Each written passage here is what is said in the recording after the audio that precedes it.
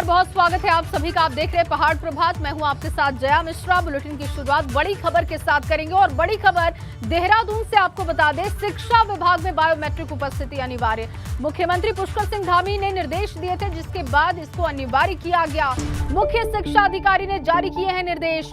तय समय से 15 मिनट के अंदर लगाएंगे बायोमेट्रिक हाजिरी, तभी ये मान्य होगा। इसके बाद आपके वेतन से कटौती हो सकती है। देखिए, मुख्यमंत्री पुष्कर सिंह धामी ने इस बात के निर्देश दिए थे कि बायोमेट्रिक अटेंडेंस अनिवार्य हो। इसके बाद ये कार्रवाई हुई है और शिक्षा विभाग में बायोमेट्रिक उपस्थिति अनिवार्य। अब मुख्य शिक्षा अधिकारी ने इस बात के निर्देश दे दिए हैं, इसकी जानकारी दे दी गई है। तय समय से 15 मिनट के अंदर लगाएंगे बायोमेट्रिक हाजिरी, तभी ये मान्य होगा। इसके बाद आगे की जो प्रक्रिया होगी उसके अनुसार विभाग काम करेगा।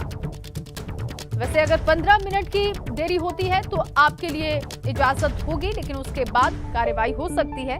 पंकज राणा मेरे सहयोगी जुड़ चुके हैं। पंकज, क्योंकि मुख्यमंत्री ने खुद इसके आदेश दिए थे कि बायोमेट्रिक अटेंडेंस को अनिवार्य किया जाए, शिक्षा विभाग ने इसकी पहल की है और सबसे पहले कदम भी उठा लिया। बिल्कुल जय, देखिए उत्तराखंड में अगर सरकारी स्कूलों की बात देखी जाए तो काफी दिक्कतें सरकारी स्कूलों और पर्वतीय क्षेत्रों में है। कई जो टीचर्स हैं वो वक्त पर नहीं आते हैं, कर्मचारी वक्त पर नहीं आते हैं, जिससे जो छात्रों की पढ़ाई है उस पर एक बड़ा असर पड़ रहा था। उसी को लेकर मुख्यमंत्री ने ये आदेश दिए हैं कि अब सभी स्कूलों में बायोमेट्रिक हाजिरी लगानी होगी और जितने भी टीचर्स, अध्यापक और प्रिंसिपल जो भी कर्मचारी कार्यरत है शिक्षा विभाग में, उनको सब अब पूरी तरह से बायोमेट्रिक हाजिरी के साथ ही प्रवेश मिल पाएगा। तो ये बड़ा कदम हम सरकार का कह सकते हैं, क्योंकि स्कूलों में इससे गुणवत्ता में सुधार आएगा, इसके साथ साथ ही बच्चों की शिक्षा में भी सुधार आएगा और जो एक लेट लतीफी स्कूलों में अध्यापकों की होती थी उससे भी कहीं ना कहीं सरकार को निजात मिल पाएगी। बिल्कुल, और पंकज एक अनुशासन भी बना रहेगा स्कूल में। आप बने रहिए हमारे साथ, आगे भी आपसे अपडेट लेंगे।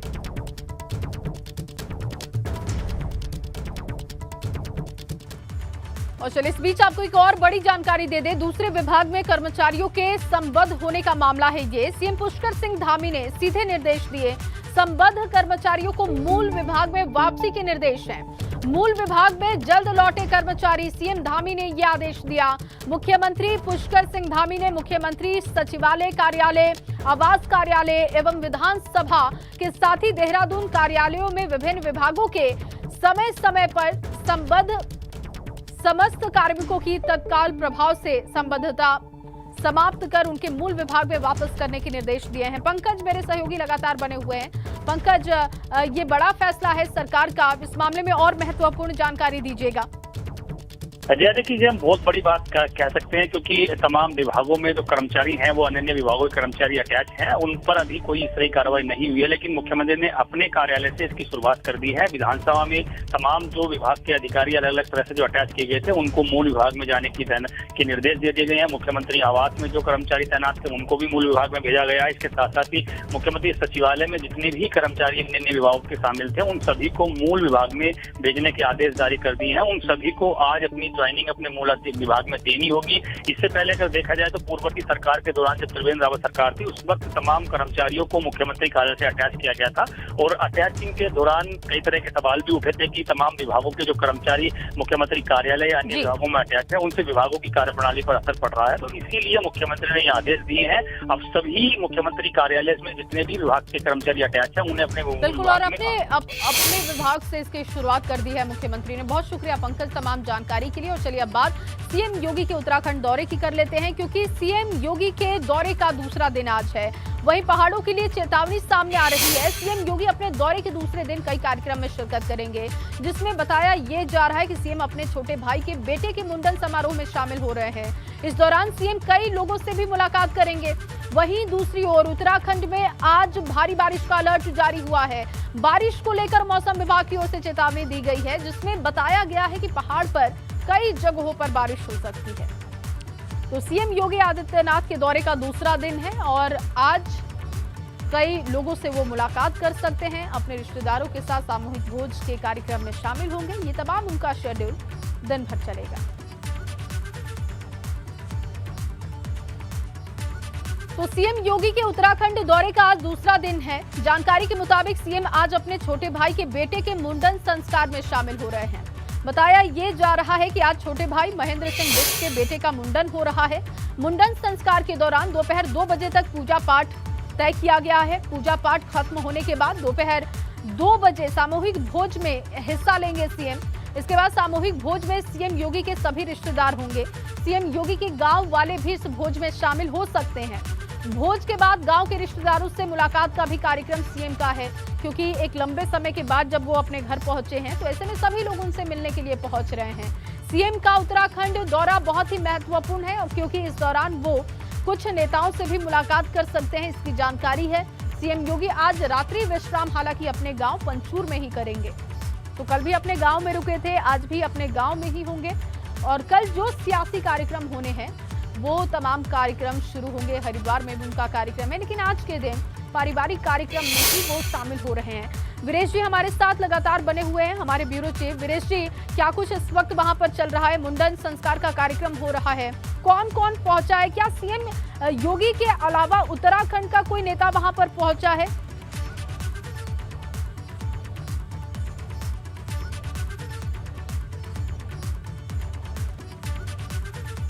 तो ब्यूरो चीफ वीरेश पांडे जी लगातार हमारे साथ बने हुए हैं, वहां से एक तस्वीरें दिखा रहे हैं, अपडेट भी दे रहे हैं। उनको उनका रुख करेंगे, उनसे जुड़ेंगे और जानेंगे कि इस वक्त पंचूर गांव में क्या चल रहा है, क्योंकि मुख्यमंत्री योगी आदित्यनाथ के बड़े भाई महेंद्र सिंह बिष्ट, उनके बेटे का मुंडन संस्कार हो रहा है। बताया ये जा रहा है कि पूजा पाठ की शुरुआत सुबह 7 बजे से कर दी गई है और दोपहर 2 बजे तक ये पूजा पाठ का कार्यक्रम होगा, और इसके बाद सामूहिक भोज का कार्यक्रम तय किया गया है।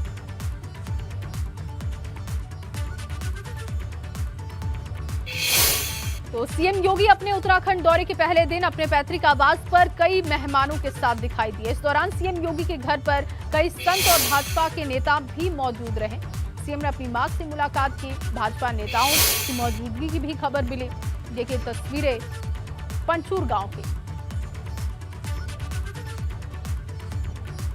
और ब्यूरो चीफ वीरेश पांडे जी एक बार फिर से हमारे साथ जुड़ चुके हैं, पंचूर गांव में ही वो मौजूद हैं, सीएम के गांव में मौजूद हैं। वीरेश जी, क्योंकि लगातार जानकारी इस बात की है कि सुबह 7 बजे से, जैसा कि तस्वीर भी आप दिखा रहे थे, जानकारी दे रहे थे कि सुबह 7 बजे से मुंडन संस्कार का कार्यक्रम शुरू हो गया है, दोपहर 2 बजे तक चलेगा। तो इस वक्त वहां पर क्या हलचल है, और क्या सीएम योगी आदित्यनाथ के अलावा उत्तराखंड का कोई नेता वहां पर आमंत्रित है जो पहुंचा हो? देखिए, मैं आपको बताऊं कि ये कार्यक्रम शुरू हो चुका है और ये रिश्तेदार हैं, और देखिए अरोड़ा वस्त्र भंडार से लेकर कपड़े आ ही रहे हैं, और मैं इस वक्त मुख्यमंत्री के घर के पास ही हूँ। आपको तंबू, कनात, गाड़ियाँ, स्कॉट, ये सारे रिश्तेदार वहाँ से आ रहे हैं। और ये देखिए मुख्यमंत्री का ये मंडप सजा हुआ है, जो घर है वहाँ पर जो मुंडन का कार्यक्रम है वो चल रहा है और सजाया गया है बहुत अच्छे तरीके से। पहाड़ का घर है, इसलिए सकरा रास्ता है वहाँ पर, लेकिन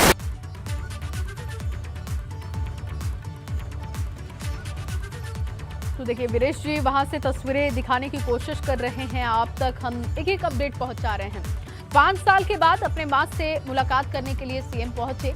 2 दिनों से पारिवारिक कार्यक्रम में ही वो शामिल हो रहे हैं। कल भी वो अपने घर पर ही उन्होंने विश्राम किया। बचपन की यादें और तमाम जो चीज़ें हैं उसको इस वक्त वो अनुभव कर रहे हैं। लेकिन कल यानी कि जब उनका आखिरी दौरा है 5 तारीख को, तब कई सियासी उनके कार्यक्रम हैं। लेकिन जानकारी इस बात की है कि आज भी वो अपने रिश्तेदारों से मिलेंगे। उनके साथ सामूहिक भोज का कार्यक्रम है, क्योंकि जब सीएम लंबे समय के बाद पहुंचे हैं, बताया जा रहा है कि 28 साल के बाद वो अपने पैतृक गांव पहुंचे हैं। 5 साल के बाद अपनी मां से मुलाकात करने के लिए पहुंचे, तो ऐसे में लोगों में उत्साह भी है। हर कोई उनसे एक बार मिलना चाहता है। कहते हैं कि किसी भी व्यक्ति के जीवन में गुरु और मां से बढ़कर कुछ नहीं होता। मां और गुरु का स्थान स्वर्ग से भी ऊपर होता है। सनातन धर्म में इसका जिक्र बार बार किया गया है, और सीएम योगी ने अपने जीवन में इन दोनों ही किरदारों पर खूब प्यार लुटाया। एक तरफ जहां उन्होंने गुरु अवैधनाथ की प्रतिमा का अनावरण कर उन्हें सम्मान दिया, तो वहीं मां की आंचल में जाकर रात्रि विश्राम भी किया।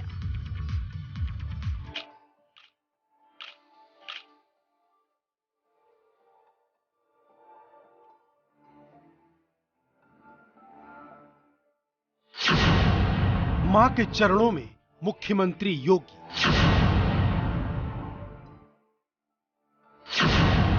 चेहरे पर मुस्कान, मातृशक्ति को प्रणाम।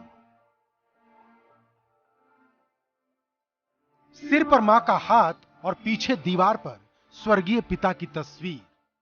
सीएम योगी बरसों बाद उस छत के नीचे खड़े थे जहां उनका बचपन बीता, जहां से जिंदगी की शुरुआत हुई और जिस घर को 28 साल पहले सन्यासी जीवन के लिए त्याग दिया था।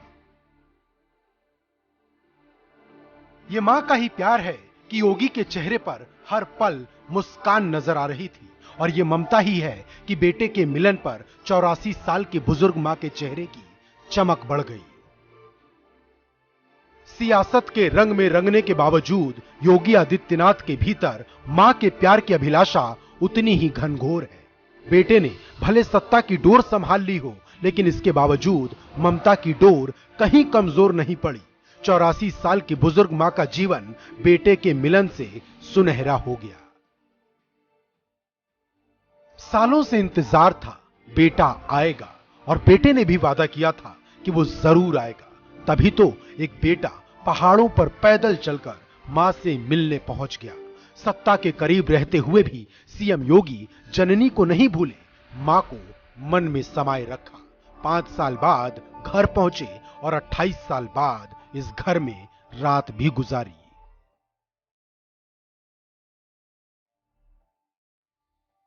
मां से मिलने के बाद, उनका आशीर्वाद लेने के बाद सीएम योगी ने ट्वीट किया और इस ट्वीट में सिर्फ 2 चीज थी। पहली ये तस्वीर और दूसरी एक शब्द, मां। इस एक ही शब्द में पूरी दुनिया समाहित है। तभी तो सीएम योगी को इसके आगे न तो कुछ लिखने की जरूरत पड़ी, न जरूरत समझ में आई। हिंदू दर्शन कहता है कि सन्यास की दीक्षा लेने के बाद परिवार की मोह माया से व्यक्ति मुक्त हो जाता है, लेकिन यही हिंदू दर्शन ये भी कहता है कि एक संतान जब तक जीवित है तब तक अपने गुरुजनों के और माता पिता के प्रति निष्ठावान रहना है, और योगी ने इन दोनों धर्मों को बखूबी निभाया। Bureau report, ABP Ganga. आज सीएम योगी अपने गांव में हैं और कल उनका हरिद्वार जाने का कार्यक्रम है। 5 मई को सीएम योगी पंचूर से वाया रोड यमकेश्वर पहुंचेंगे, वहां से वो हेलीकॉप्टर से हरिद्वार पहुंचेंगे। 5 मई को हरिद्वार में यूपी से उत्तराखंड को मिले भागीरथ होटल का उद्घाटन होना है। आपको बता दें कि उत्तराखंड और उत्तर प्रदेश दोनों राज्यों के बीच परिसंपत्ति बंटवारा हुआ था। इस दौरान उत्तर प्रदेश सरकार ने होटल अलकनंदा को उत्तराखंड को सौंपा था और उसके बराबर में ही उत्तर प्रदेश सरकार ने भागीरथी होटल का निर्माण करवाया है। इसी होटल का उद्घाटन 5 मई को होगा, यानी कि कल जो सियासी कार्यक्रम है वो होने वाले हैं। आज तो पंचूर गांव में ही मौजूद हैं सीएम, लेकिन कल का उनका कार्यक्रम क्या होगा उसकी जानकारी हम आपको दे रहे हैं। चंपावत उपचुनाव की कर लेते हैं, क्योंकि चंपावत उपचुनाव को लेकर संगठनात्मक बैठक आज दिल्ली में होगी। संगठनात्मक बैठक में सीएम धामी शामिल होंगे। आपको बता दें कि वो दिल्ली पहुंच चुके हैं। 31 मई को चंपावत में उपचुनाव है, लेकिन उसके लिए आगे की रणनीति अब क्या होगी, किस तरीके से चुनाव प्रचार करना है, कौन कौन से नेता चुनाव प्रचार में शामिल होंगे, ये तमाम चीजों को लेकर आज दिल्ली में बैठक होने वाली है। मेरे सहयोगी अविनाश तिवारी इस वक्त जुड़ चुके हैं दिल्ली से ज्यादा जानकारी के साथ। अविनाश, आज एक बैठक होने जा रही है भारतीय जनता पार्टी की, संगठनात्मक ये बैठक है, क्या जानकारी है बैठक को लेकर?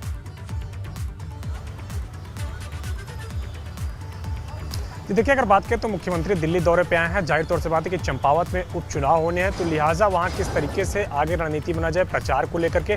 नॉमिनेशन की तारीख 11 मई है लास्ट डेट, तो नॉमिनेशन में किस तरीके से कौन कौन नेता पहुंचे और कब नॉमिनेशन करना, इसको लेकर के मंथन होगा। प्रचार में किन किन बातों का प्रमुख ख्याल रखना है, इन तमाम सारी बातों को लेकर के मंथन हो सकता है। हालांकि अगर ये बात करें तो मुख्यमंत्री उत्तराखंड सदन में मौजूद हैं। तस्वीरें एक बार आपको दिखाना चाहेंगे यहाँ पे उत्तराखंड सदन की। उनकी जो फ्लीट की गाड़ियाँ हैं वो तमाम सारी गाड़ियाँ अभी यहीं पर लगी हुई है, क्योंकि जो संगठन किस तरीके से अगर कभी बैठक होती है तो उसको डिस्क्लोज नहीं किया जाता है, तो लिहाजा भी मुख्यमंत्री अपने सीएम सूट पे मौजूद हैं ऊपर, और यहाँ पे उनके तमाम सारे जो काफिले की गाड़ियां हैं वो यहाँ पे मौजूद हैं। क्योंकि बताया जा रहा है कि 11 बजे के बाद मुख्यमंत्री जाके संगठन के कुछ लोगों से मुलाकात कर सकते हैं और उनसे दिशा निर्देश ले सकते हैं कि चंपावत में किस तरीके से आगे भारतीय जनता पार्टी की रणनीति होनी चाहिए, किस तरीके से वहाँ पे चुनाव लड़ा जाना चाहिए और किन किन मुद्दों के साथ वहाँ पे पहुंचा जाए जिससे कि जनता भारी मतों से विजयी बनाए। चूंकि बीजेपी इस बात को लेकर के आश्वस्त है कि चंपावत हम जीत लेंगे। बीजेपी का लक्ष्य ये है कि मार्जिन कितना बड़ा हो, क्योंकि जिस तरीके से खटीमा में मुख्यमंत्री की हार हुई है तो चंपावत में कितनी बड़ी मार्जिन हो जिससे कि एक बड़ा संदेश जाए। तो इसी मार्जिन के लिए अगर बात करें तो तमाम सारे जो नेता हैं वो कशमकश कर रहे हैं, तमाम सारे जो नेता हैं वो मंथन कर रहे हैं कि चंपावत की जो जीत है उसको बड़ी जीत की जाए, जिससे कि संदेश दिया जा सके पूरे राज्य में कि मुख्यमंत्री की लोकप्रियता है, मुख्यमंत्री के कामकाज को लोग स्वीकार कर रहे हैं। और यही कारण है कि आज उस संगठन के कुछ लोगों से मुलाकात करके इस पर रणनीतिक चर्चा कर सकते हैं। चलिए, बहुत शुक्रिया अविनाश तमाम जानकारी के लिए। वहीं चंपावत उपचुनाव को लेकर कांग्रेस में मंथन लगातार जारी है। आज कांग्रेस प्रत्याशी के नाम का ऐलान कांग्रेस कर सकती है, इस बात की जानकारी है। चंपावत को लेकर कांग्रेस ने अभी तक प्रत्याशी घोषित नहीं किया। आज कांग्रेस प्रत्याशी के नाम का ऐलान हो सकता है।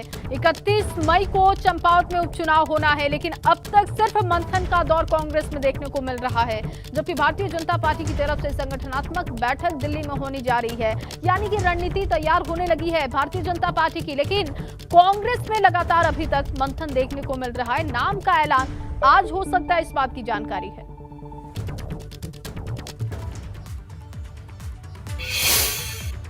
चंपावत विधानसभा सीट पर भाजपा की तरफ से सीएम पुष्कर सिंह धामी चुनाव लड़ेंगे। भाजपा प्रदेश प्रभारी दुष्यंत गौतम ने कहा कि चंपावत में कोई भी चुनाव लड़ ले मगर जीत सीएम धामी की होगी। चंपावत की जनता बिल्कुल उत्साह से उनका स्वागत करने के लिए तैयार है, और क्योंकि चुनौती नहीं है हमारे लिए, जनता ने जो कहा है कि हमने इसका विकास देखना है, जो उत्तराखंड के निर्माण करने वालों का सपना था उसको पूरा करने के लिए धामी जी हमेशा आपने इसी कार्यकाल में भी देखा होगा अनेकों निर्णय उन्होंने बड़ी संवेदनशीलता से लिए हैं और निर्णय का लाभ भी उत्तराखंड को मिला। बड़े नेताओं के क्या दौरे होंगे वहाँ पे, और होंगे तो कब से? जिसकी भी आवश्यकता होगी सभी नेता वहाँ पर जाएंगे, और मुझे लगता है कि जनता ने तो कहा है कि यहाँ किसी के आने की जरूरत नहीं, हम अपने मुख्यमंत्री को खुद ही जिता कर भेज देंगे। आप कब जाएंगे सर? मैं भी बनाता हूँ, अभी पार्टी का प्रोग्राम बनेगा, बनाऊँ। वहीं भाजपा के प्रदेश उपाध्यक्ष और चंपावत उपचुनाव के प्रभारी कैलाश शर्मा अल्मोड़ा पहुंचे। इस दौरान कैलाश शर्मा ने कहा कि चंपावत सीट पर भाजपा की लहर है और उपचुनाव में सीएम पुष्कर सिंह धामी की जीत होगी।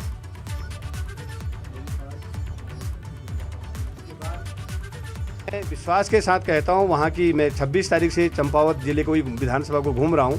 वहां की जनता के मन को, वहां की जनता के उत्साह को देखते हुए मैं बिल्कुल मजबूती के साथ इस बात को कह सकता हूं कि ऐतिहासिक मतों के अंतर से हम चंपावत विधानसभा को जीतेंगे। और चलिए बात मौसम की करते हैं, क्योंकि उत्तराखंड में आज भारी बारिश का अलर्ट है। बारिश को लेकर मौसम विभाग की ओर से येलो अलर्ट जारी किया गया है। मौसम विभाग ने येलो अलर्ट जारी कर दिया है। पहाड़ के कई इलाकों में भारी बारिश हो सकती है। तो मौसम विभाग की तरफ से अनुमान है कि भारी बारिश कई इलाकों में हो सकती है, और इसको देखते हुए येलो अलर्ट जारी किया गया है उत्तराखंड के लिए। बड़ी खबर इस वक्त आपको दे रहे हैं, मौसम विभाग की ओर से जारी किया गया येलो अलर्ट, और ऐसे में मैदानी इलाकों में लोगों को गर्मी से राहत मिल सकती है। पहाड़ों पर बारिश होने के बाद जाहिर तौर पर मैदानी इलाकों के लोगों के लिए थोड़ी सहूलियत होगी, गर्मी से राहत मिलेगी। लेकिन जो यात्रा में पहुंच रहे हैं, क्योंकि कल से चारधाम यात्रा की शुरुआत हो चुकी है, उन लोगों को थोड़ी परेशानी हो सकती है। और चलिए अब एक आपको अच्छी खबर दे दे, किसानों के लिहाज से असम के बाद अब बागेश्वर में होगा मूंगा रेशम का उत्पादन। जी हां, सही सुना आपने, बागेश्वर में वृक्ष पुरुष किशन सिंह मर्डा की मेहनत सफल होती हुई दिखाई दे रही है। उनके द्वारा 2012 से मूंगा रेशम के पौधे लगाने के बाद लगातार प्रशासन से रेशम उत्पादन को लेकर प्रयासरत रहे, लेकिन उनको सफलता नहीं मिल पाई। अब करीब 10 साल के बाद प्रशासन ने उनकी सुनी है और रेशम विभाग को निर्देश दिए कि उनके पौधों के लिए कीट और अंडे उपलब्ध कराए जाएं। उन्होंने बताया कि अब इसकी शुरुआत हो चुकी है। अगर इसे सफलता मिलती है तो इसका उत्पादन बड़े रूप में, बड़े पैमाने पर किया जा सकेगा। किशन सिंह मर्डा ने बताया कि अगर ये प्रयोग सफल रहा तो बेरोजगार युवाओं के लिए मील का पत्थर साबित होगा। उन्होंने कहा कि मूंगा रेशम के उत्पादन से जहां बेरोजगारों को फायदा होगा, वहीं असम के बाद बागेश्वर में इसका उत्पादन होने पर उत्तराखंड में भी असम की तर्ज पर व्यापार में बढ़ोतरी होगी। आपको बताएं कि किशन सिंह मर्डा अभी तक करीब 80 लाख पौधे लगा चुके हैं और वो लगातार पर्यावरण बचाने के लिए प्रयासरत हैं।